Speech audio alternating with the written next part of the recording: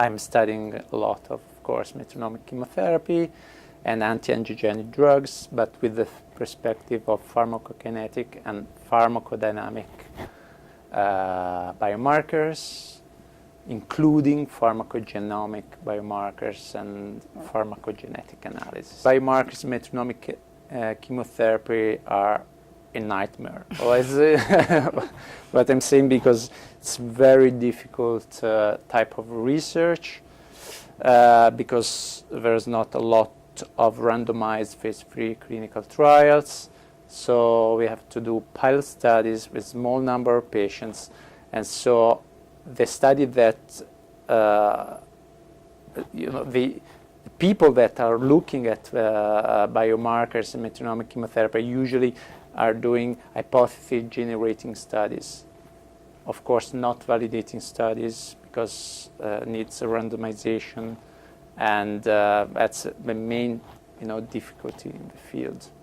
But on the other side, there is the need for biomarkers research, also metronomic chemotherapy, especially what I pointed out in my presentation, that we need a better knowledge of pharmacokinetic aspects of of metronomic chemotherapy, not only pharmacodynamic biomarker like plasma VEGF, BFGF, or other proangiogenic factors, but also how much concentration of a drug is present in the plasma of our patients treated with metronomic chemotherapy, how is it related with the efficacy or resistance of metronomic chemotherapy.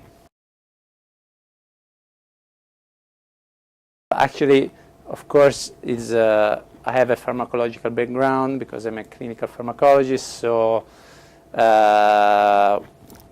after my postdoc in Bob Kerber lab, I've decided to focus my research on this particular aspect that I think is a kind of dark side of metronomic chemotherapy, because nobody is interested in studying that. So, and we came up with at least 2 interesting articles that have been recently published, where we find out that the concentration of 5-FU is related to the efficacy of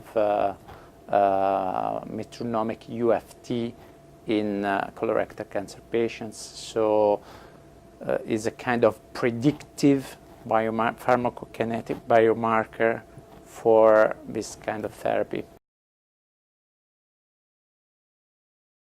Basically, is instead of using a PK analysis or, for example, PK is pharmacokinetic analysis, or for example, concentration levels or virus factors in plasma, we look at the genetic background of the patients, especially we looked at the pharmacogenetic of a metronomic cyclophosphamide in prostate cancer patient, and we look at the VEGF single nucleotide polymorphisms in these patients, and we found out that based on which type of genotypes as this patient harbor these patients, there is a longer or a lower PFS. So basically, you can stratify at the very beginning your patient that are candidates to metronomic chemotherapy based on VEGF polymorphism, at least theoretically, because it's a pilot study needed to a validation in a phase 3 randomized study. But at least there is an idea to personalize, the metronomic chemotherapy at the very beginning and stratifying your patients, especially prostate cancer ones.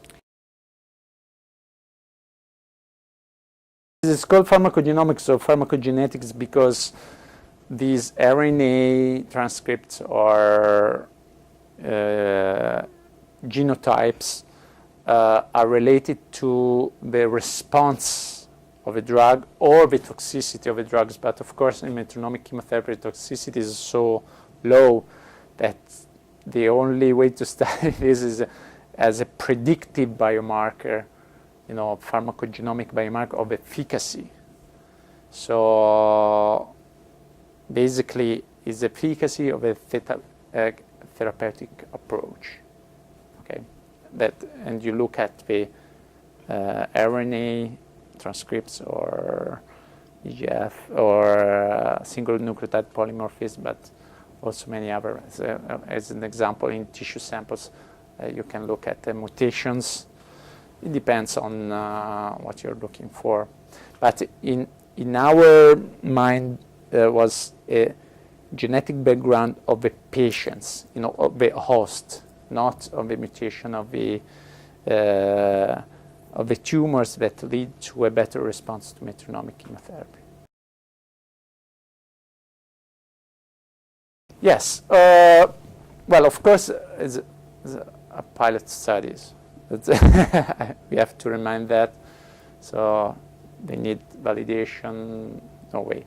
But for sure, what has been published also by Francesco Bertolini, the pivotal and beautiful clinical trials, and that for sure plasma VEGF, at least independently but various group, has been found out that there is a correlation with efficacy of metronomic chemotherapy.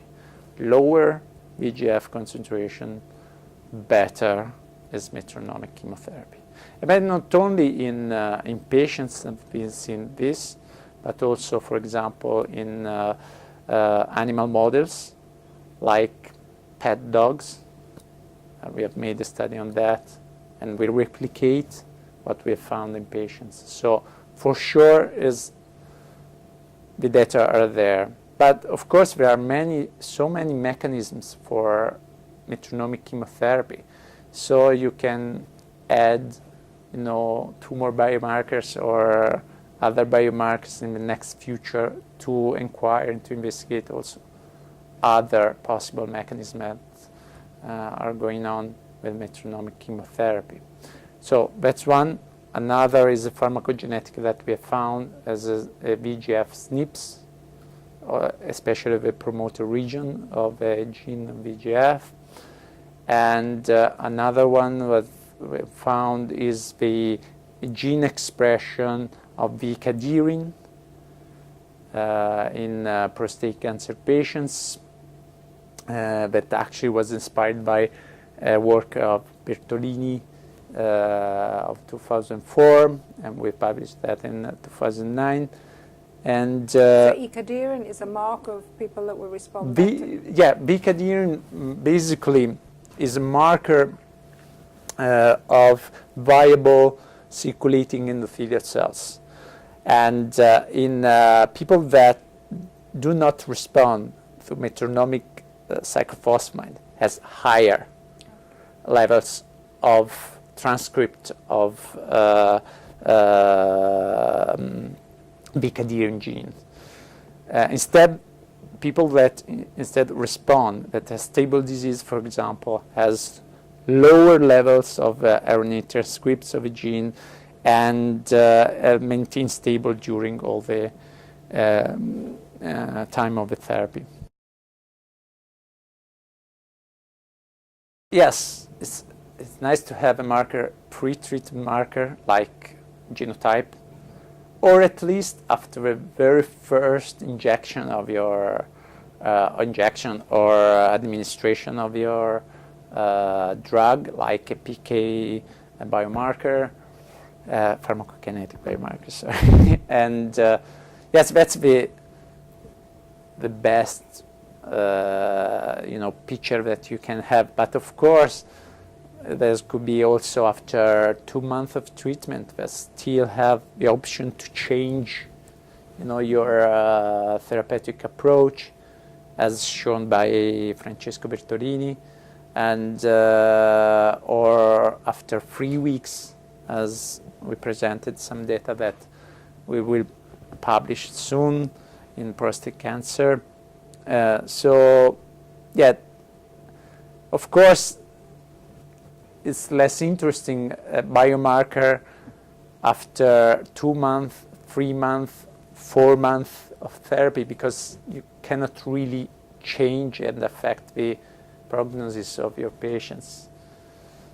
But everything is still on an ongoing pilot studies, so we have to be careful with that. Yes. Why is this? Because I believe that metronomic chemotherapy is a matter not of a dose, but of a concentration, of a steady state in patients. So you have to know the concentration of your drug in the patients to establish the activity of metronomic chemotherapy.